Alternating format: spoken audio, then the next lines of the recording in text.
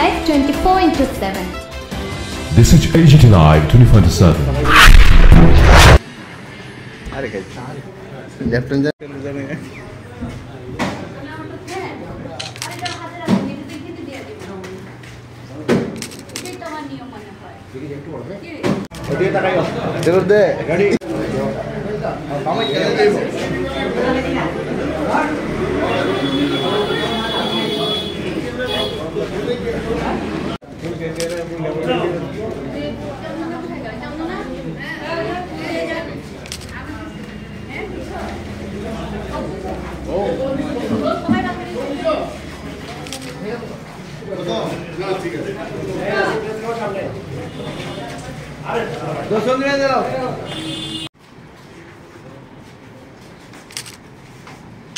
সঞ্জয় দার পরে অলোক দাকে অনুরোধ করবো।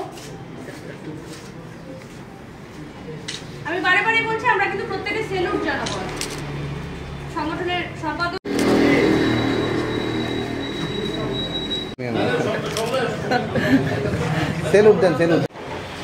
এখানে রয়েছেন রাজ্যের বিশিষ্ট ব্যক্তিত্ব জনসংঘাত ট্রাস্টের মাননীয় চেয়ারম্যান সঞ্জয় পাল মহোদয়, জার্নালিস্ট ইউনিয়নের মহাসচিব বলক ঘোষ, সচিব সুরজিৎ পাল, বন্টি রঞ্জন, সবাই আমরা রয়েছে এখানে।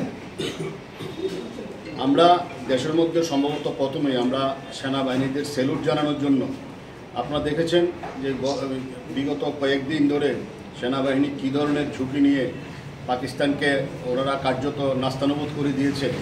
তো এটা আমরা ওদেরকে স্যালুট জানানোর জন্য আমরা মনে করি আমরা প্রথম ভারতীয়, তারপরে কেউ সাংবাদিক, কেউ রাজনীতিবিদ, কেউ আইনজীবী, কেউ কৃষিজীবী, কিন্তু প্রথম আমরা ভারতীয়। এই জন্যই আমরা এই উদ্যোগটা আজকে গ্রহণ করেছি। রাজ্যেরও কোনো সংগঠন প্রথম এই ধরনের উদ্যোগ গ্রহণ করেছে।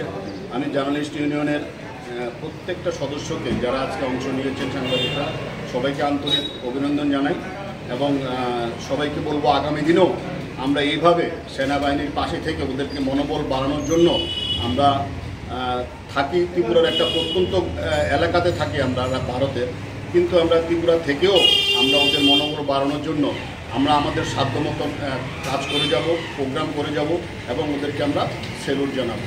আমি বলবো মাননীয় সঞ্জয় পাল মহোদয়কে কিছু বলার।